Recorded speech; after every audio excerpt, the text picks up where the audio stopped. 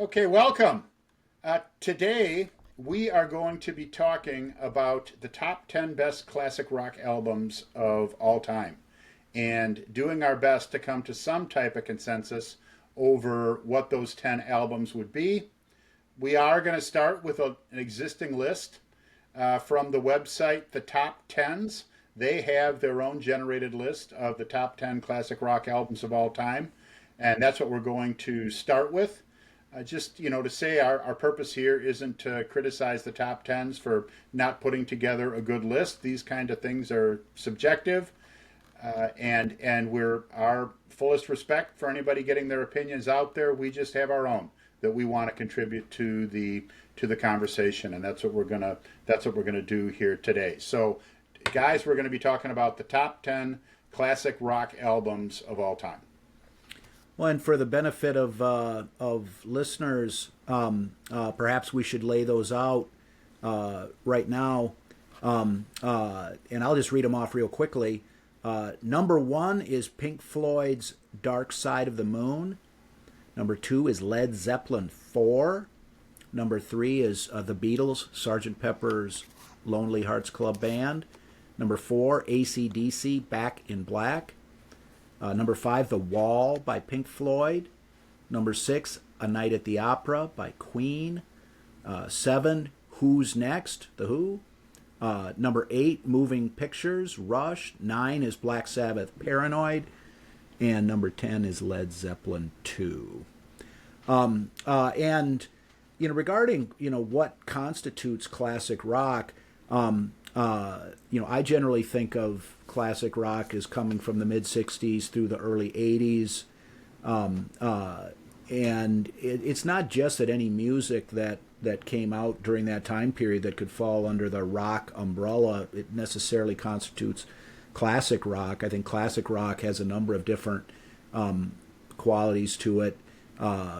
Staying power, stuff that was successful on the radio and continues to be successful on the radio in the classic rock format, blah, blah, blah. And I found a quote and this was off of the Classic Rock Wikipedia page. There's a Wikipedia page for classic rock. And one of the bits of information on there, and this comes from a person named Roy Shuker, or Shucker, it's Shuker, from 2016. And that person wrote, "Classic rock serves to confirm the dominant status of a particular period of music history. The emergence of rock in the mid-1960s with its associated values and set of practices, live performance, self-expression, and authenticity, the group as the creative unit, with a charismatic lead singer playing a key role, and the guitar as the primary instrument." And at least as far as I'm concerned, that covers certainly a part of it. Or at least that's the kind of thing I had in mind when I was looking at this list and coming up with my own thoughts.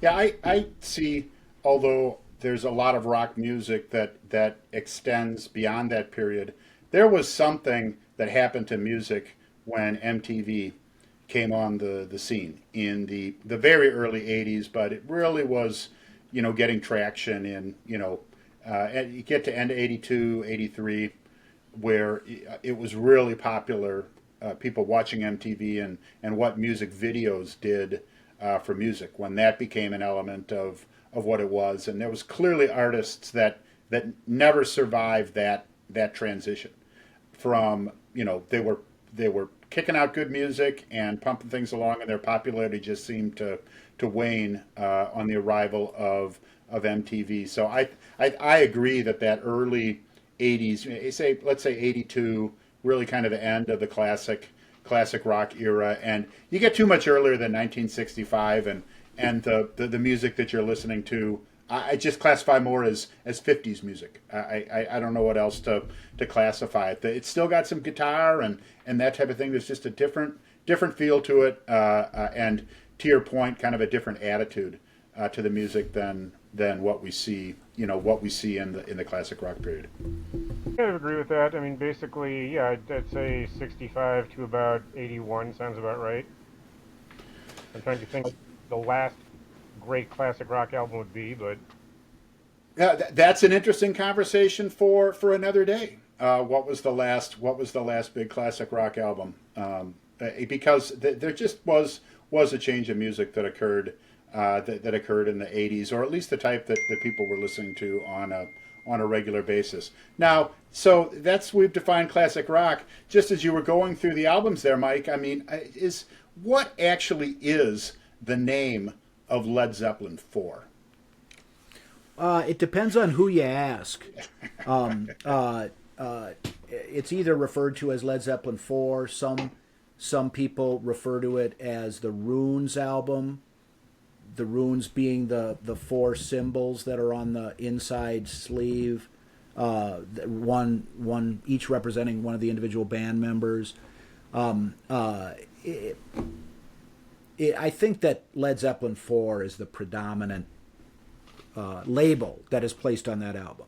Because it's interesting. I mean, Zeppelin had, if you look at Led Zeppelin 2, they've got a 2. It's a Roman numeral, but they've got a 2 and a 3 on Led Zeppelin 3. Yet they left that off on Led Zeppelin 4. And I will point out, as was often the case, whether it be classic rock lyrics or whatever, I probably spent 20 years of my life thinking that the word wasn't runes, it was ruins. Because it looked like a destroyed home with this picture that was hanging on the wall that we were looking at. So that was my personal bad for probably 20 years of my life until I realized that no, when you said Led Zeppelin runes, it was about those figures that were there. One potential explanation why they didn't name it Led Zeppelin 4 or some other title is if you look at the album cover of Led Zeppelin 4, there is no writing on the front or the back. And if you look at the edge of the album, like the narrow thin thing that you would see in a set of records, there's no writing there either. And it was intentional by the band because they were hoping that with this album, as they were gaining in popularity, that the music would do all the talking, and it would just music, and you open it up and there's stuff inside on the dust sleeve and whatnot, but that was intentional by the band. Nothing Sure. at all as far as any writing on the outside of the album cover. Left it to the imagination. All right. Well, should we get started here? Who's first up Oh. today, Mark? Let's go. Let's go today. Let's go, Mike. We'll start with you. I'll drop in the middle, and Andrew will take up the rear as we move around. And let's start by the process of identifying what was missing from this list that should have been on there. We'll each add 3 albums to the list that should have been here. That'll leave us with 19, and then we'll start the dreaded process of cutting albums from the list. So Mike, why don't you get us started? All right. Well, my first add-on is going to be a band that I believe absolutely belongs on this list, and I am adding the Rolling Stones' "Let It Bleed." Let It Bleed. It is interesting. Rolling Stones was absent from this list. Just looking. My problem was I had a hard time identifying which of their albums should be on this list. So Let It Bleed was your conclusion there, and let's. And my reasoning there was that the opening and closing tracks, "Gimme Shelter" and "You Can't Always Get What You Want," I mean, are 2 of the Rolling Stones' best songs in my opinion. Also is the song "Let It Bleed," and the studio version of "Midnight Rambler." And "Midnight Rambler" became one of their showcases of their live performances. And "Let It Bleed," while it wasn't necessarily one of their most common live selections, just the whole package, the music and the lyrics, kind of sum up where the Stones were really coming from back in those days. And then there's other songs. I mean, it hangs together as an album, which I think is an important criteria for one of the best classic rock albums. One of the top 10 is that it's not just that there's some good songs on it, but that it hangs together as an album. So Absolutely. that is my first addition to the list. Okay, good one, Mike. I am going to hop in with the album Hotel California by the Eagles. Ah, good one. I, uh, I I've always seen this album as, when it came out, this period of 76, 77 was really just a peak period for, for classic rock. A lot of, if you look at the albums that came out during that time period, I mean, really just an incredible collection of those. Eagles Hotel California, much like you said, I mean, the certainly the first side of that album, and I think a big chunk of the second side as well. I mean, all really great songs that flowed together as an album. And I mean, the song Hotel California, I mean, is one of those songs that you know it's like the first song that a new classic rock station would play. It seems to belong in that side. So as much people have potentially gotten tired of hearing it, I think it belongs on this list. So that is what I have. That is what I've added. Okay, Andrew, we are to you. I'm going to go with the Doors' first album, The Doors.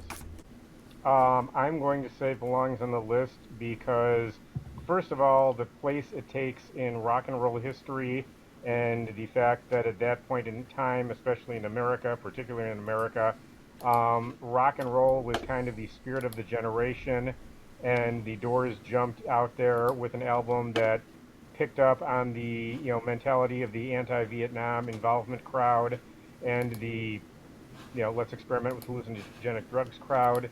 And I mean, when that album hit the scene, they were just instantly recognized that, wow, this is a band to be listening to. Yeah, I mean, the whole notion of the scene really does. I mean, that's kind of associated with the Doors. Jim Morrison was the scene for quite a while.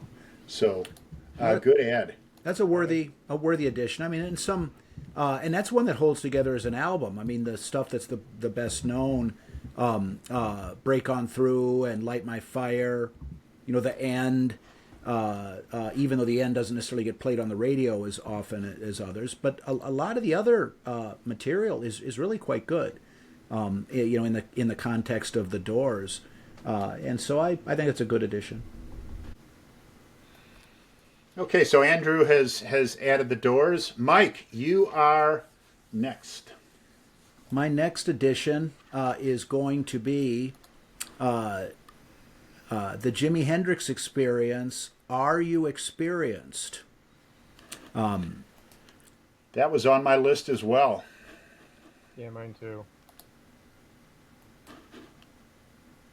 I mean that in Jimi Hendrix is a major figure from the early part of the classic rock era, and just as an album, particularly a debut album, I mean, was like Purple Haze and Hey Joe, The Wind Cries Mary, Fire, Foxy Lady. I mean, those were all kind of radio hits, and then some of the other not quite so well known tracks like Manic Depression and Love or Confusion and I Don't Live Today are great songs. And then some stuff like Third Stone from the Sun and Are You Experienced, the title track, are kind of proto druggy music that's in your face. But Gotta kind of put it in the list of awfully good. yeah, so that is my second addition. Okay, well, I am going to jump in next and go with Van Halen. Van Halen, their debut album. I can remember when we were in college, Mike. So this was past the classic rock era, and grunge was starting to come on. Anyway, a lot although we were a little older, we had a lot of friends that were a little younger than we were, and I can remember when the album Nevermind by Nirvana came out, and the the excitement that people were talking about that album. I mean, it was like, you got to listen to this, this album. And that reminded me, the way that people were talking about and focusing on that album reminded me of when Van Halen debuted with their first album. There was just something that was different about it, that people really liked. And I think there was also a kind of an acceptance or understanding of how hard it was to play the guitar like that. You know, there's a lot of very good rock music that is fairly easy to play. You know, there's a riff or succession of chords. I'm not undermining the value of a lot of very good guitar players, but there, when you talked about Eddie Van Halen coming out, I think that you had a lot of guitar players that were saying to themselves, I can't do that." What he's doing, and then the way the music, and and Jamie Lee Roth, and I mean all of that stuff, just kind of a spectacle. But the bottom line is, I think there was just a big impact with Van Halen's first album. So I'm adding that to the list. Well, I agree that, and that just the sound of the guitar on that album had a lot of muscle to it, a lot of blood flowing, and just the sound. Eruption, Running with the Devil, the version of You Really Got Me, which kind of just overpowered the Kinks version, which is kind of one of the original heavy metal songs in some ways. Mm-hmm. I think that's I recall when that came out, and I know what you mean. It was not unlike when Stevie Ray Vaughan came out. It's like, here's a guy who can put out some sound, not unlike Jimi Hendrix from earlier in some ways. But so good choice. All right, Andrew. My selection is going to be Band on the Run by Paul McCartney and Wings. Yeah, that was. I still remember. Band on the Run was a very popular song when we were on that family trip down to Florida, Mike. I still can remember, there was like a video arcade, a small one in the hotel that we were at, and I can remember being in that and hearing that song play. Incredibly popular because it played about 3 times an hour. It seemed, but I really remember that being just a powerful song, and just listening to that album as I was older. A pretty good selection there, Andrew.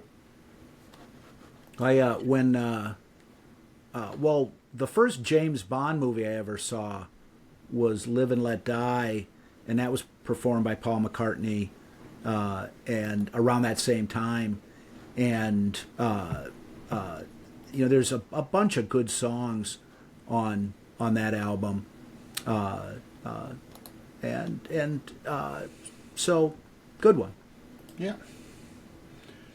So okay, we are back to you, Mike, for our last edition.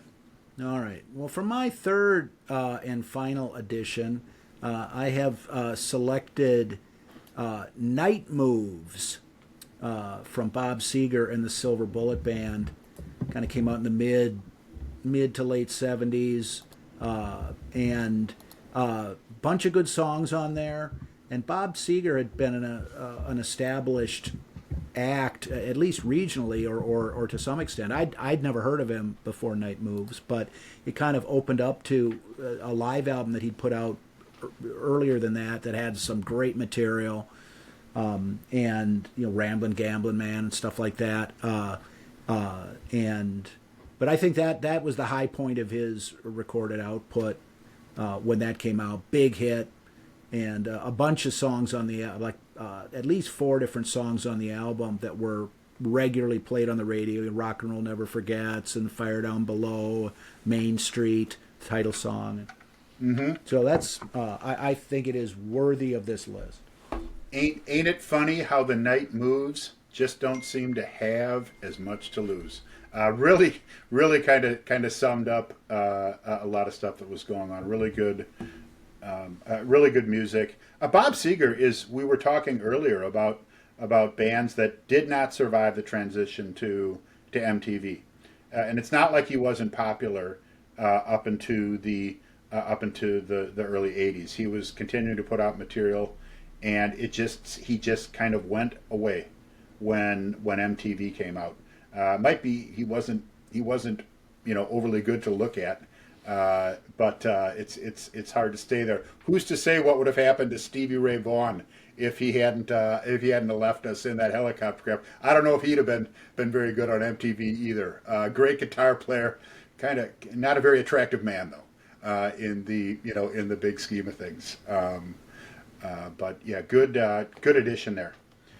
I am going to add for my third pick here the album Rumors by Fleetwood Mac. And that, another album that came out in that 76, 77 time period when, a lot of album-oriented rock, a lot of tunes that were coming out, and they really hit this particular one from a commercial success standpoint out of the park. And just the variety of music on that, not only with just a huge number of popular songs, but songs like the really popular "You Make Living Fun" and these things, but songs like "The Chain" and "Black Widow," that just interesting songs as well that got a lot of play during that time period. So Fleetwood Mac Rumors adding to the list. A major radio classic, and that hangs together as an album. Absolutely. Okay, bring us home, Andrew. Last selection for our to bring us to 19. Well, you won't be surprised to hear me say my final pick is Agents of Fortune by Blue Oyster Cult.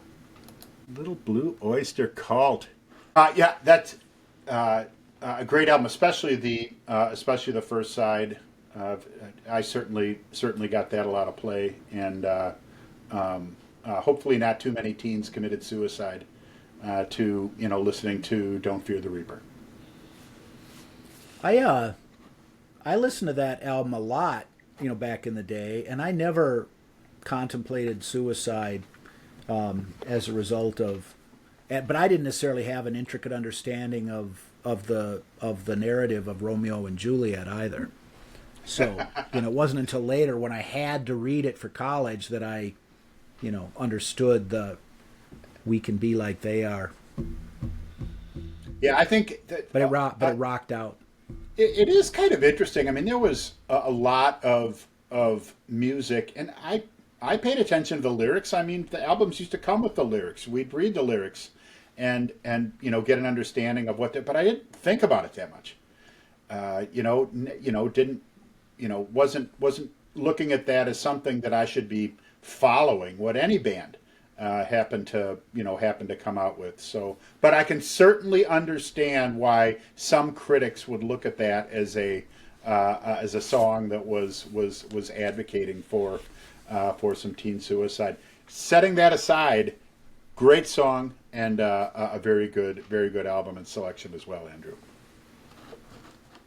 Okay, so pretty easy to add items to the list. We've got 19 now, our original 10, and 9 more. And now it is time to start to hit the chopping block and start taking some off of here. So again, we'll go in the same order. We'll start with Mike. What would you like to see fall off of this list? Well, my first choice to take off is perhaps a little surprising. It is "The Wall" by Pink Floyd. And there's a number of reasons why. Pink Floyd, one of my favorite bands, and when The Wall came out, I mean, I bought it when it was brand new, and we played it at our house, Mark. When at that time, and I think we were juniors in high school at that time, and I mean, it was certainly a massive hit, and "Comfortably Numb" remains kind of one of the favorite, most popular Pink Floyd songs out of their entire catalog. And there was other stuff that made it on the radio. I mean, Another Brick in the Wall, Part 2 got played, probably overplayed. and not a real representative track for Pink Floyd, in my opinion, despite its popularity. And there were other songs that made it onto the radio. Mother was played on the radio, Young Lust, Hey You. But the reason why I don't think it belongs, at least in the top 10 classic rock albums, is because the whole album doesn't hang together. The movie was I remember I went to see the movie right when it came out and was very interested. It was and enjoyed it, but it's just such a downer, and as a story, and as an album, kind of the concept of a young a boy in England losing his father in the war versus the alienation that came from being a rock star. There was just too much going on, really, and I think it would have made a better single album with the strongest material and kind of pitch the rock opera aspect. Now that's all relative because, like I say, I mean it's a great album, blah blah blah. But I don't believe it's in the top 10 greatest classic rock albums. So my that is my first selection to remove. What do you guys think? Well, first of all, I have to agree, and too much throwaway stuff. Too much throwaway stuff on the album. To be a great album, not every song has to be a winner. It's very difficult to two sides of really good songs. You're going a lot of very good, and a lot of albums on this list have some forgettable songs that are on them. But I mean, looking at The Wall, and I love The Wall. I think it's a great album. I've purchased it probably 8 times. Multiple times I purchased the record, played the heck out of it. My son spills something on it. I mean, multiple times. Cassette tapes I purchased. I purchased the CD a time or two. I had some CDs stolen, purchased it again. I mean, I've been a fan of that album. Just too much throwaway stuff on it. If I never hear "Bring the Boys Back Home" again for the rest of my life, I will have missed nothing. I think that if it was a single album, as you pointed out, you cut that down to a single album, it makes the list. There's just every other song you have to kind of wait till it gets done before that song that you actually want to hear. So I agree with you. Plus, I mean, I actually think that if we're going to be looking at Dark Side of the Moon is on there, very solid choice. I think records such as Animals, for example, I'd put higher than The Wall, as much as I love The Wall. So I would agree with you about The Wall, dropping that. Andrew, any concerns or issues with making a cut like of The Wall? The Wall, but I can see taking it off the list. All right, well, I am going to go ahead and cut that. All right, and we are to me then. And I am going to say that I would like to drop the album A Night at the Opera by Queen. Bohemian Rhapsody, huge hit, massive hit. And there are a couple other songs on the album as well that are good songs. I think there's just, this is another example. There's too much forgettable stuff on the album, or too much stuff that is what I kind of call that just kind of just common Queen sound that they certainly fell into in their later years, but that just kind of filled up the rest of the album. I'd say that there's most people, and even a number of people that would say that they enjoy Queen, if you played them some of the songs off of A Night at the Opera, they wouldn't be able to identify the song. There's just, so I look at this, a lot of Queen's work. I really enjoy a couple of their last albums were a little bit more forgettable, not as good as some of their earlier material in my opinion. Good album, glad I have it, listen to it fairly regularly, but I don't feel it belongs on this list. if I had if you hadn't picked that, it would have eventually made its way onto my list to remove. I've got a Blu-ray audio disc of Night at the Opera that has a 5.1 mix on it, and I've got the equipment to listen to that kind of thing. And when I put it on, I mean, I'll blast and listen to Bohemian Rhapsody and the surround sound, but that's really all I listen to. You know, and that "You're My Best Friend" is on there. That was a radio hit, but I think Queen was one of those bands where if you take all of their hits, like Queen's greatest hits, I mean that's a killer album. I think though they're more of a hit band than an album band, at least as in terms of its staying power. I'm sure it was created as an album, but it doesn't hang together as well as an album. Yeah, and we didn't necessarily talk about it, but I think it appears we've all kind of followed this guidance because it's kind of obvious that we haven't included any greatest hits on on this. Compilations are kind of cheating. I think that you have albums like Queen's greatest hits, Eagles' greatest hits, Best of the Doobies, these types of things that by their definition really come out with a lot of songs. We're not really adding those to this list, and I think for kind of the same reason live albums end up because those are also compilations of their material at the time. So I agree. Queen's greatest hits is a fantastic album. I look at this album, it's a good album of theirs. I just don't see it on this list.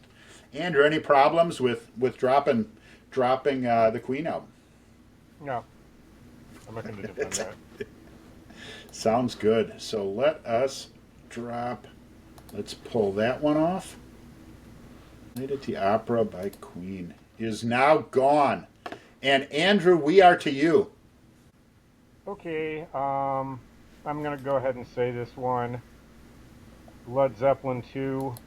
I don't think it makes the top 10. Led Zeppelin 4 certainly does. But much as I like Led Zeppelin 2, I can see taking that off the list. I'm with you on that. There is great music on Led Zeppelin 2, and however, there's also some music that I think on certain songs on that album just end up being a little overrated and overplayed. And although they're interesting and different and may have a little bit different application from a listening perspective if you're say stoned, especially over time, I don't know how much I want to listen to some of the middle portions of the Lemon song, and just find myself kind of waiting for to move on. So some good music, some great music on it. I love Led Zeppelin, and I do think that Led Zeppelin 4 is a different conversation, but Led Zeppelin 2 I see making the fall. And I love Led Zeppelin, and Led Zeppelin 2 is really one of their better albums. But that sort of ubiquitousness on the radio, and hanging together as an album, it hangs together as an album, and there really aren't any real clinkers on it. I mean, that Moby Dick is primarily a drum solo. And the Bring It On Home is kind of a blues ripoff. And a lot of the other songs are, on an AOR, like album-oriented rock station, you're going to hear a lot of that material. But like you say, I mean, in the middle of Whole Lotta Love, for example, yeah, it's just okay. It's a great rock album. Is it one that needs to be on the list of the top 10 classic rock albums? I agree with Andrew that while Led Zeppelin 4, I believe, needs to be on this list, Led Zeppelin 2 does not. So, okay, well, and that has now hit the cutting room floor. All right, Mike, All right. My next pick for removing is Paranoid by Black Sabbath, and I've got Paranoid. I had an LP. I've got a CD. The same thing with Master Reality, which I think those two albums are kind of the quintessential Black Sabbath records. They're definitely a classic rock band, and that is a classic rock album. But there was the style of Paranoid, the song, and say Iron Man are a little different. But then War Pigs has got more similarities to Iron Man, and there's just that Black Sabbath Brontosaurus in a tar pit style. I don't think merits the top 10 best classic rock albums. In the narrower confines of say heavy metal, I think it's more important. But while it's an album, it's a worthy album generally speaking. That I've got both vinyl and CD versions of in my possession here at home. I don't believe it belongs on the top 10 classic rock album list. What do you Andrew, guys thoughts on Black Sabbath? I can see making Paranoid go away. Yeah, in defining, or really kind of bringing forward, the whole genre of heavy metal, very important album. Myself personally, I enjoy classic rock more than I enjoy heavy metal. But early on, important album, but not what I would consider one of the top 10 classic rock albums. So we are aligned, and I am going to make the cut on Paranoid. Okay, well, we're whittling our list down here. We're now down to 15. We've got 5 more to go. I think some of the low hanging fruit is gone. We're getting to some more difficult choices.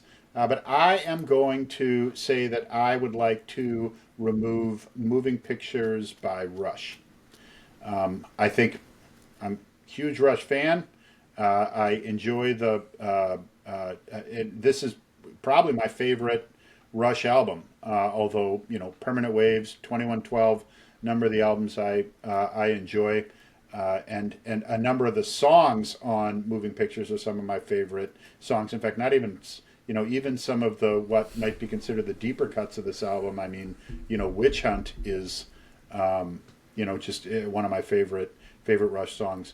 There's a couple less memorable tracks that are tossed in, especially on the second side, and just you're really looking at 3 or 4 songs that I don't think weigh as heavily as a number of the other items that we're still going to have to cut through to get down to 10. So I'm looking to cut out Moving Pictures. Well, before Andrew chimes in, I'm going to push back a little bit on that. Rush is a band that I enjoyed very much.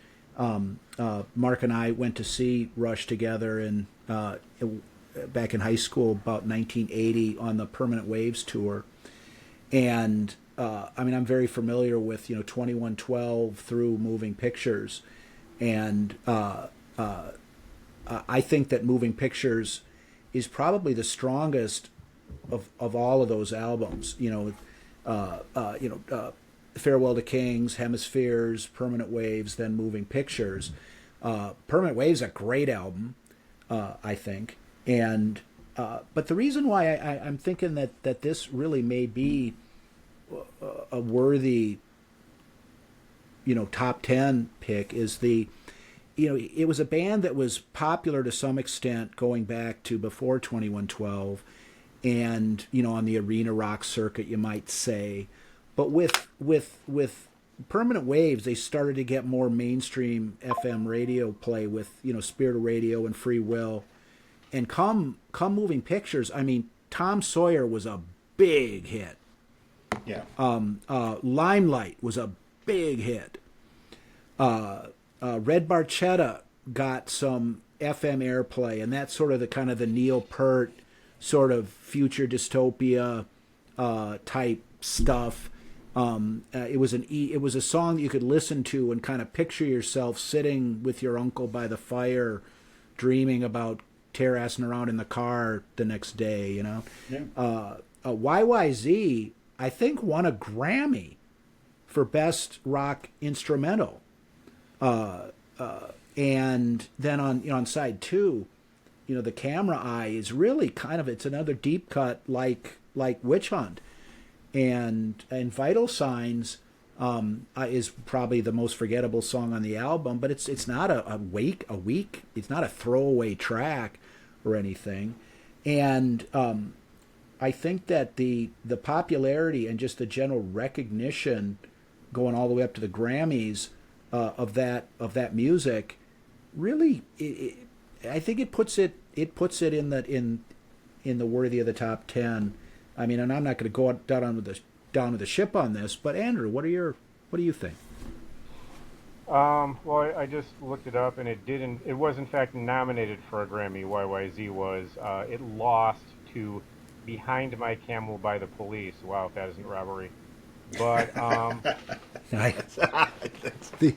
that is a great album. I mean, I certainly listened to it about 1,500 times when I was in college. I mean, I don't think there's a track on that album that I don't like. And but I have to say there are other Rush albums I would argue more strenuously for to keep on this list.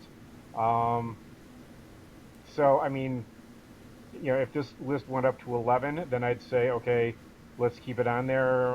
I'm willing to concede that maybe it's not a top 10 album. All right. Well, there you have it. That's right. Majority rules. The wonder of democracy. So let me Just to be clear, pop this is the greatest classic rock albums that aren't terribly depressing of all time list, right? it depressing or not depressing is a factor. Okay. I don't think it's not a deal breaker. Yeah. Exactly. All right. Well, we are now to Andrew.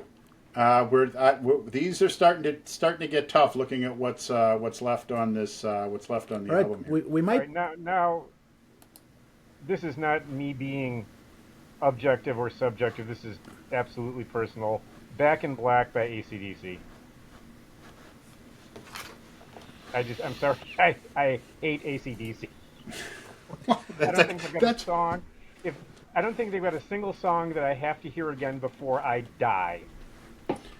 Well, I think if you were saying, Andrew, we're going to shoot you in 10 minutes, you can listen to one AC/DC song before we take you out.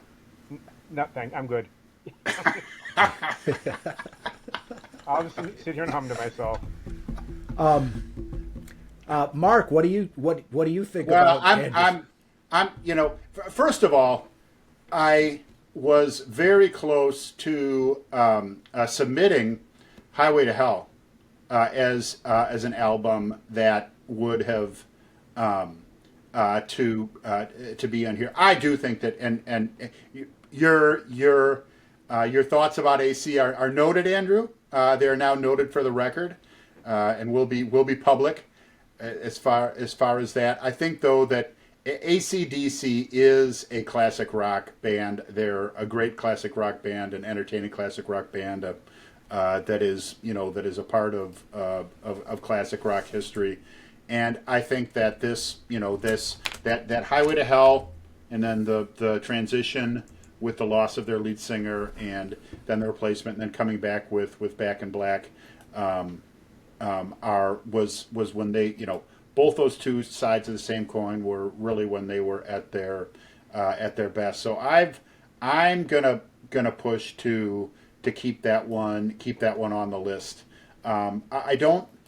It's one of those situations where I almost nominated Highway to Hell with the thought of I'm gonna push to keep Highway to Hell, but drop Back in Black off the list. But I think that one of those two needs to be there. That's my thought. Well, and I mean, if someone asked me, name me some of your favorite bands, I mean, AC/DC is not one that I would come into my mind in terms of like one of my favorite bands.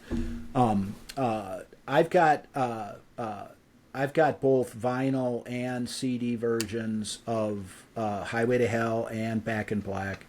And when when Mark and I were in high school and started to listen to WAPL, which was the AOR FM station, album-oriented rock station in Appleton, when we were in high school, Highway to Hell was kind of the current album, and I think Mark, you might have picked up a vinyl version of Highway to Hell, while it was still pretty new, Yeah. and and Mark and I actually went to see AC/DC. We drove down to Milwaukee with some friends in the fall of 1980, and it was the Back in Black tour. And a lot of those songs I heard for the first time at that concert, and it was a great concert. And eventually that album really became really popular. And like Hell's Bells was, you heard it on the radio. Shoot to Thrill, you heard it on the radio. The title song Back in Black was, you still hear it on the radio. You Shook Me All Night Long was a big radio hit, and you still hear it on classic rock stations. And some of the other stuff, Giving the Dog a Bone and Have a Drink on Me, is sort of the deep cuts, you might say. I think that it really stands up as an album. I think that it's sort of stood the test of time, and people that never would have listened to a band like AC/DC because of its prevalence on the radio came to kind of recognize it as part of the canon, if you will. I would vote against taking Back in Black off the list. All right. More democracy in action. All right. So we'll keep that on. And but now, Mike, you hit the hot seat. All right. Well, and like I indicated earlier, this is an album that I remember when it came out, and there's good songs on it. But I am going to select Band on the Run by Wings, and here's why. The song Band on the Run is a very unique song, and a good song, and sort of the multi-part song was something that was unique. And so it's a great song.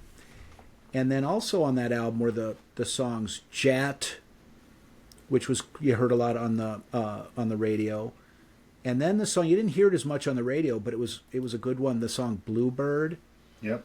A very good song. But really the rest of the songs, you didn't, I the only one that I can, hear in my head of without having to put the CD in and listen to it. I don't think I actually have a CD of Band on the Run, but is 1984, and that's just because it was on the flip side of the 45 for the Live and Let Die, which I got because I like James Bond.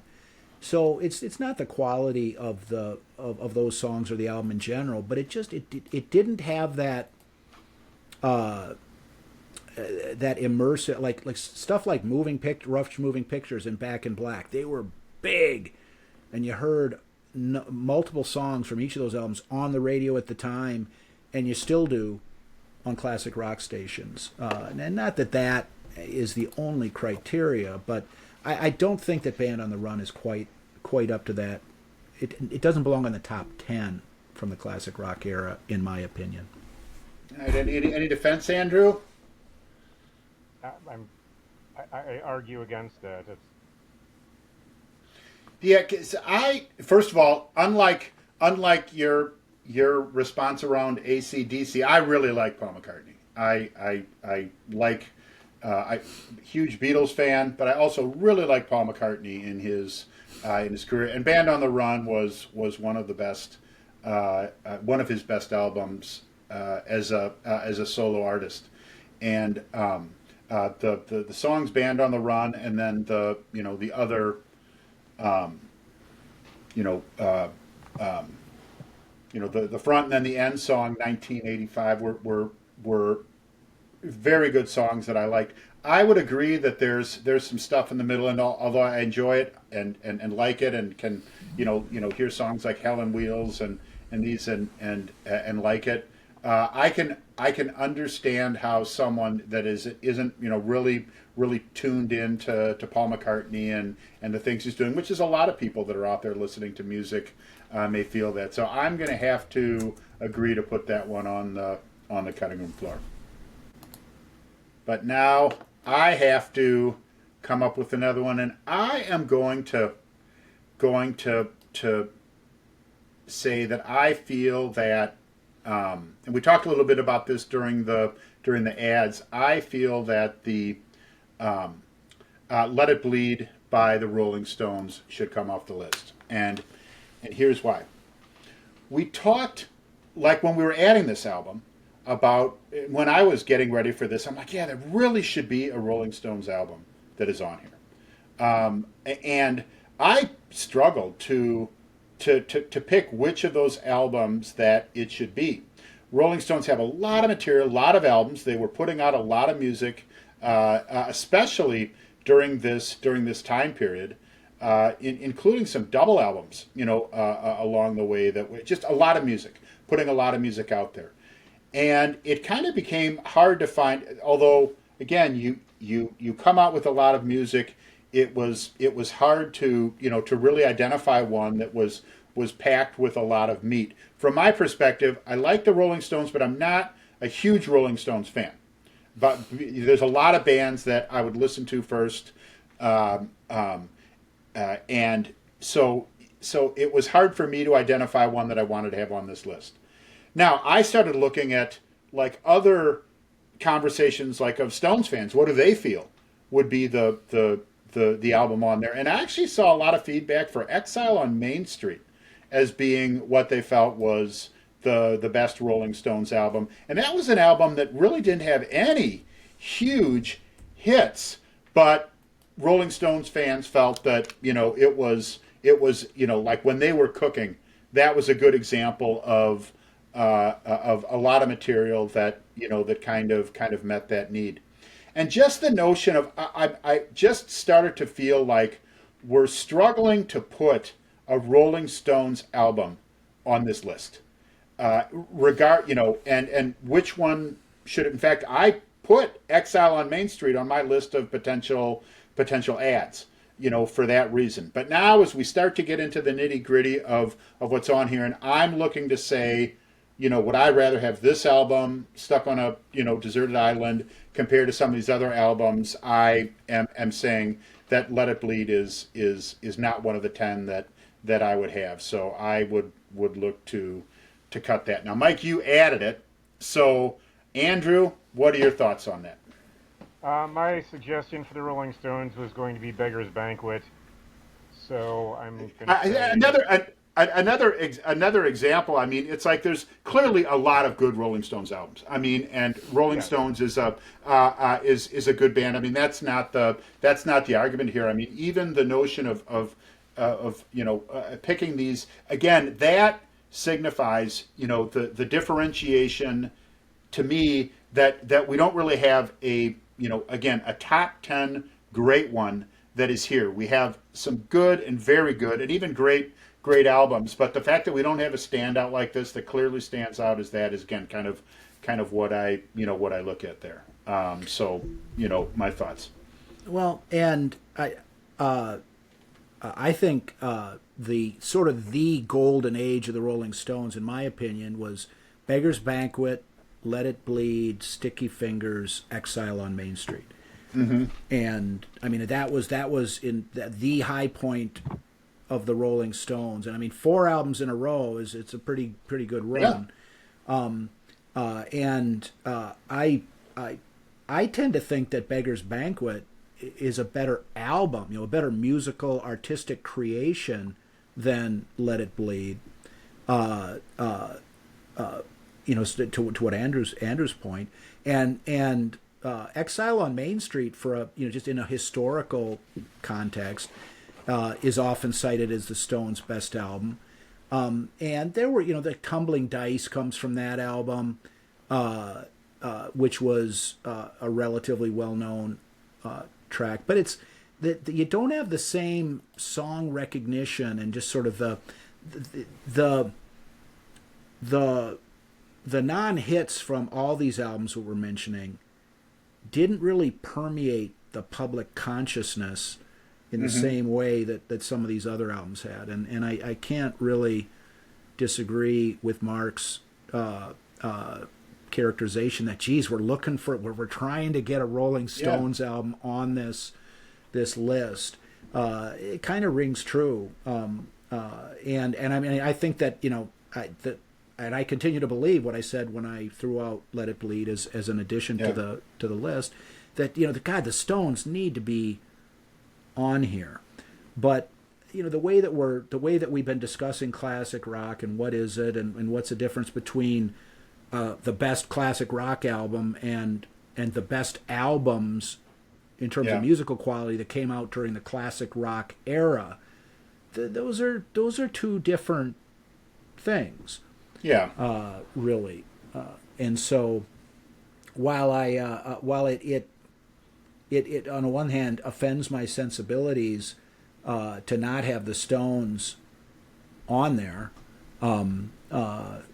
it's some of the like Monkey Man and Live With Me are very Stonesy songs that you don't hear that much. I mean, Monkey Man was in the soundtrack for Goodfellas, so it got some exposure, but the countrified knockoff of Honky Tonk Women is kind of a throwaway, and some of the like the Love in Vain, I think, is one of the better blues renderings of the Stones, but that was something that you hear on a live album or Stones bootlegs. You didn't hear it on the radio, and it didn't have the sort of cultural resonance that some of these have. So I mean, it looks like I'm outnumbered anyway, but I agree that it was maybe trying to force shoehorn it into the list given the album. Almost maybe a punishment for having too many good albums.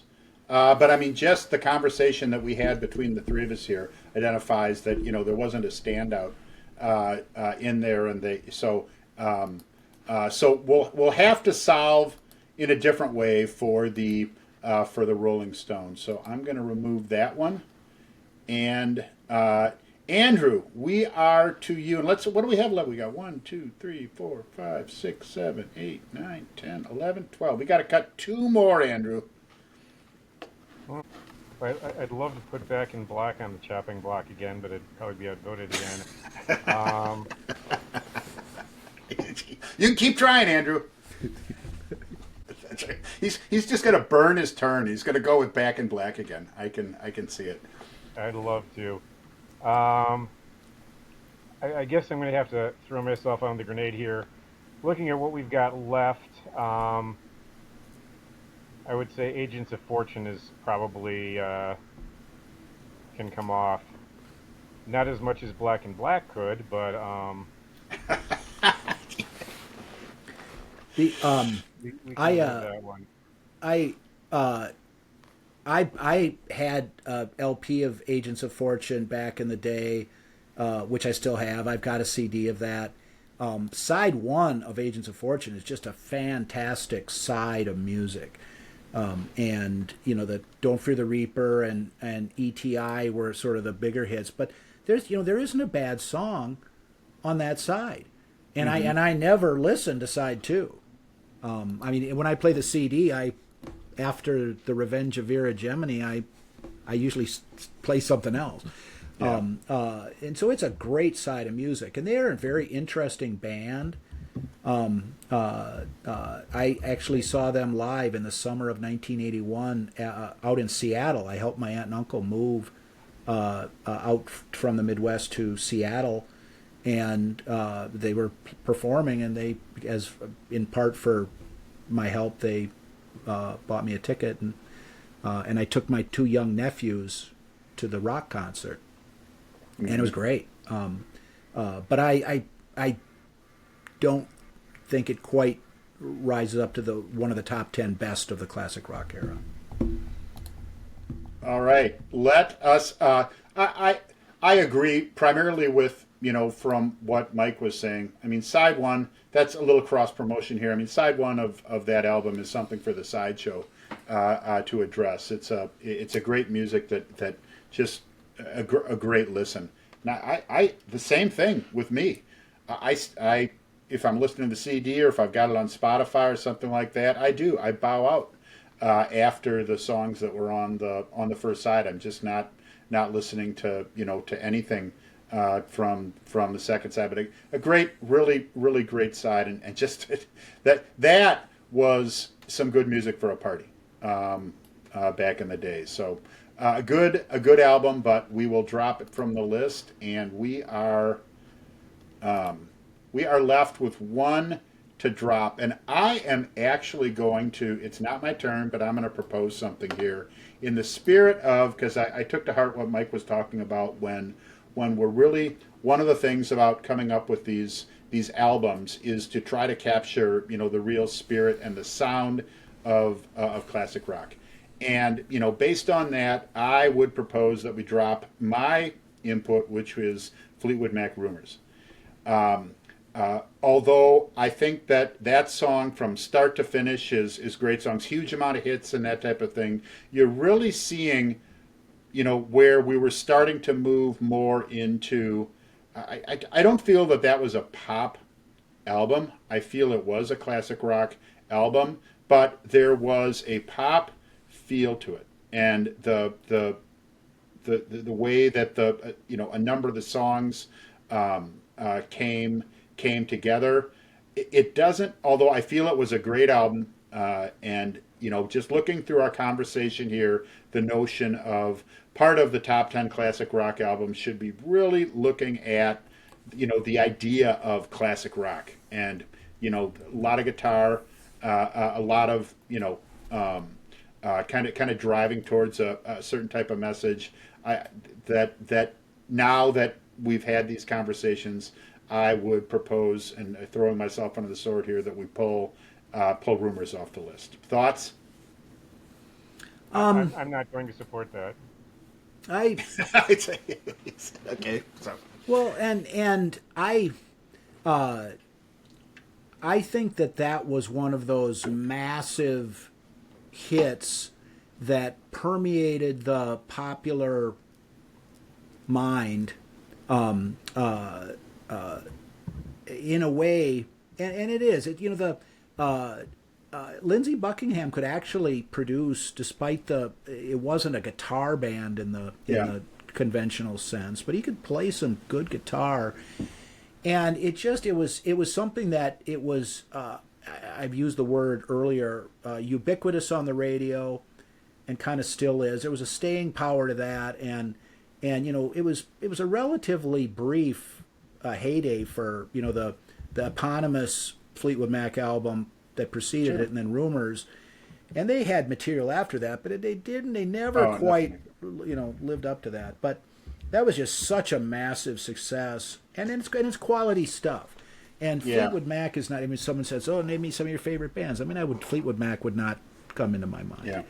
But I think it's one of those albums that has a stature that kind of does merit the top 10 album from that era.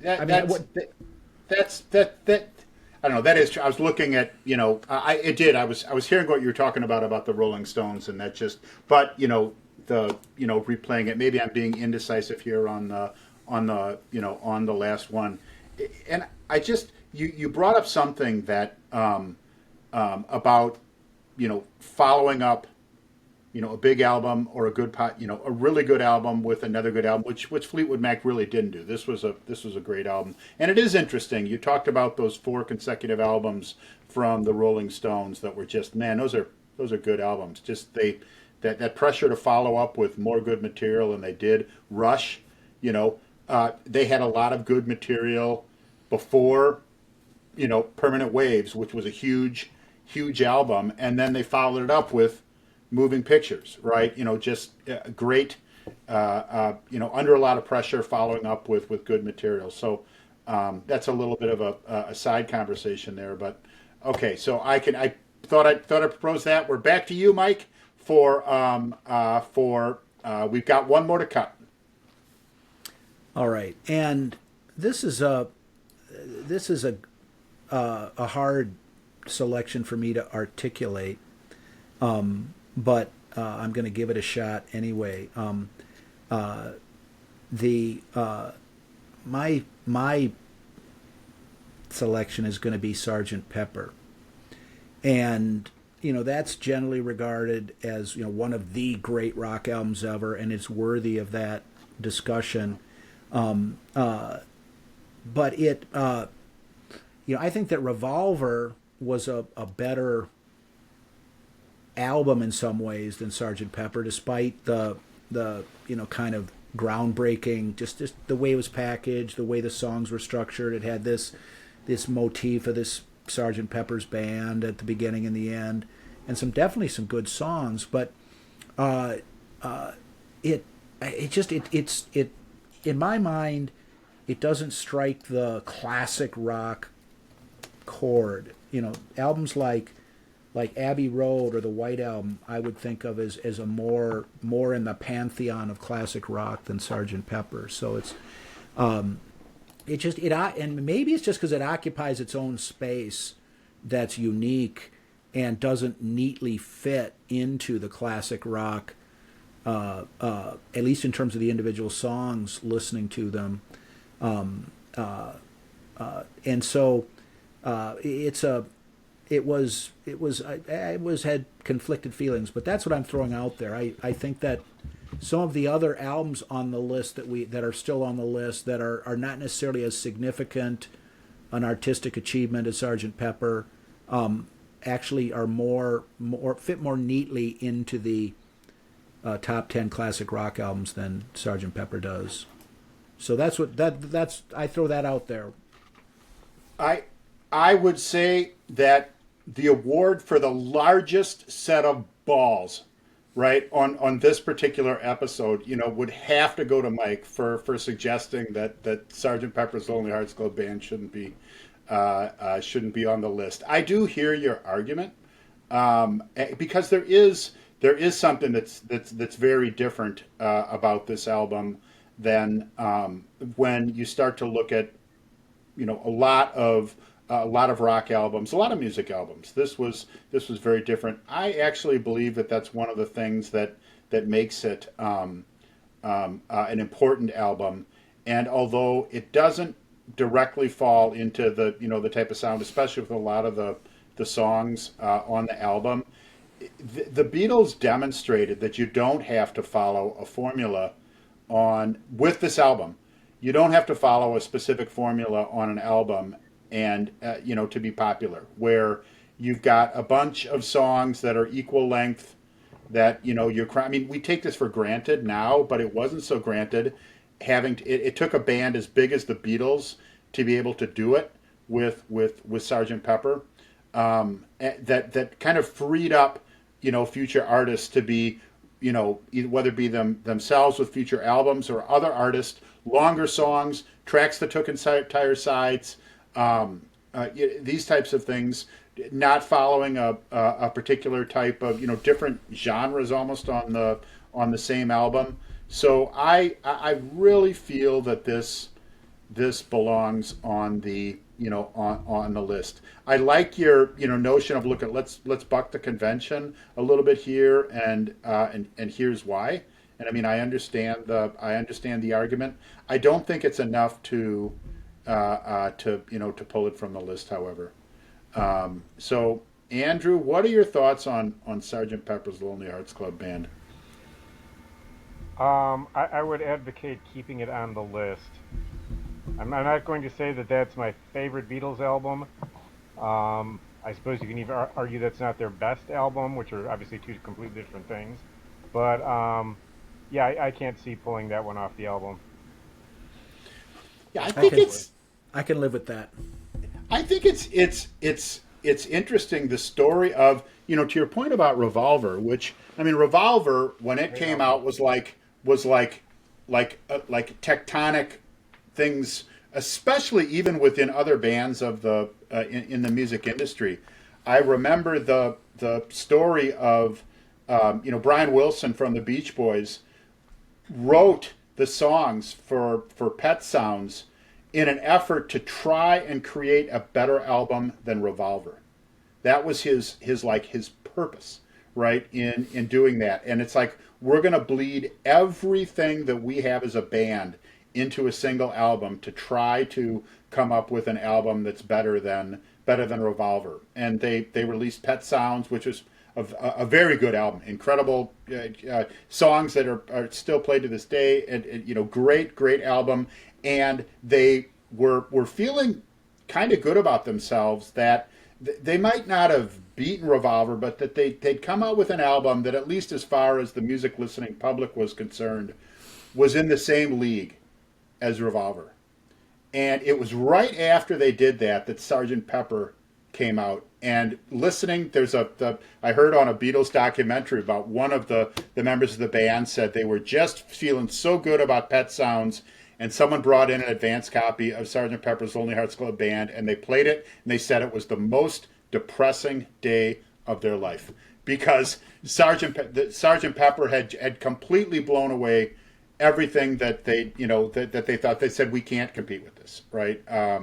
That is here. So I just thought that was the perspective of the Beach Boys, who were obviously an incredibly popular, resource-filled, talent-filled type band. How it was seen as compared to, at least within the musical talent, compared to Revolver. So interesting stories, but it sounds like we'll keep this on here for a little bit longer. So it falls to me, and we've still got one cut to make. So I am going to I take a look at this, and looking at what we have left. Um, Dark Side of the Moon by Pink Floyd, going to be a little tough to be pulling that off the list. Led Zeppelin 4, I think that we've looked at this as as absolutely something that's there. We're having this conversation about Sergeant Pepper's. We know what Andrew's thoughts would be on Back in Black, but for the time No, being, we're going to. you couldn't broadcast them, so I've held my actual thoughts. The who's next? I mean, I actually think Andrew's a much bigger Who fan than I am, but I mean, I see Who's Next as a truly great album, and one of their best. And we've got a lot of looking at the caliber of all the albums that are left here. I would say the one I think that all these albums belong there, but if I had to stack rank all the albums that are left, I would put on the bottom, I would put Night Moves by Bob Seger. And looking at the remaining list myself, the two that I was going back and forth on were Night Moves and Van Halen, as not having the stature of the other ones left on the list. While despite the good things about that album, and the various reasons why it's in the running that we discussed earlier, I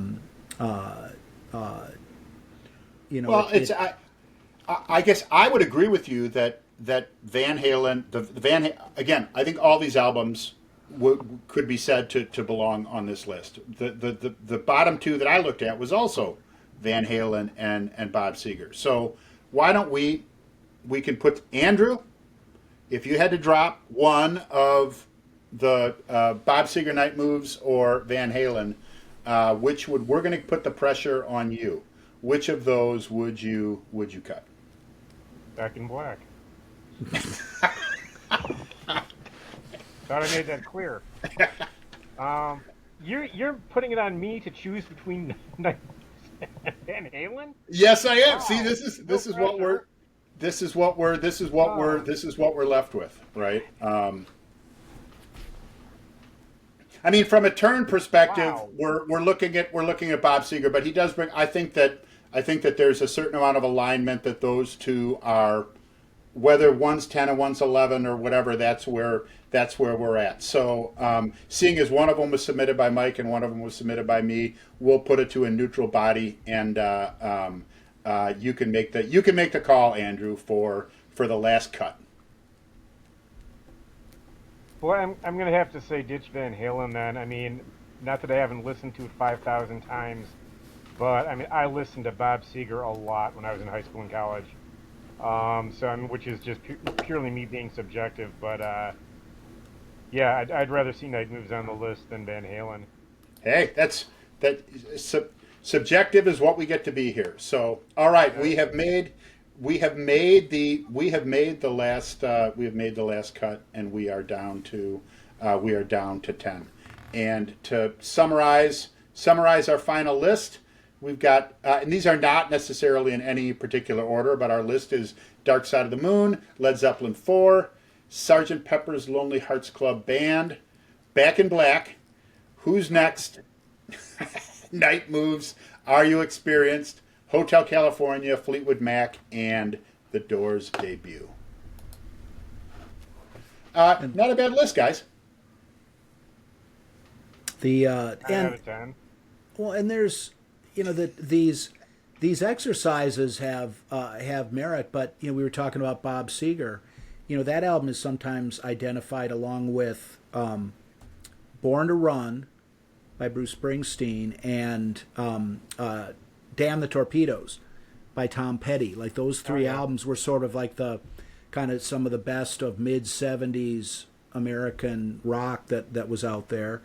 And Springsteen, he's one of those artists that incredibly popular, even before Born in the USA, and good quality. But it doesn't always fit neatly into and we're trying to define what we mean by classic rock and whatnot. But all of the so there's plenty of other albums that are arguably more worthy to be on this list than the ones that we got. But I don't think there's any of these albums that just is a clinker that just kind of squeaked through because of the process that we're using. I mean, I think Well, that would we, be Back in Black. we've got the So you're just going to have to let it go, Andrew. You're going to have to let it go. Um, um, it is. I agree, Mike. There's all types of different lenses that these lists can be looked at, and especially when you're talking music, when you're talking classic rock, and the wide variety that we have there. So, good list, good show, and looking forward to continue our discussions and one day convince Andrew that ACDC is a band he should pay some attention to and learn to love. But until then, at least we'll at just least being willing to extend his life for an additional 4 minutes to listen to one of the songs before he gets shot. At least to that exactly. extent. Exactly. All right.